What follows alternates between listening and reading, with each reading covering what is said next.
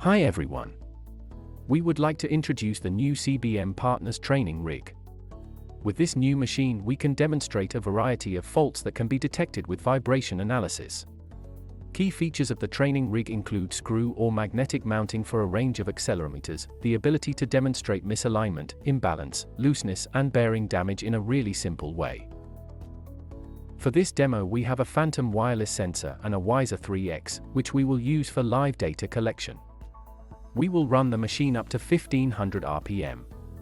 Looking at the software Digivibe MX, you will see imbalance clearly highlighted by the 1x RPM peak. That's because we have a bolt fitted on one of the flywheels. We now loosen the bed plate and introduce some misalignment, which is easily checked in real life with the dial gauges. Looking at Digivibe again, you will see the increase in vibration. In the FFT plot we can see its characteristics have changed. The CBM Partners vibration training rig is easy to use and also the safest rig on the market. It is manufactured to industry standards with a 15-second interlock and e-stop to ensure safety whilst operating.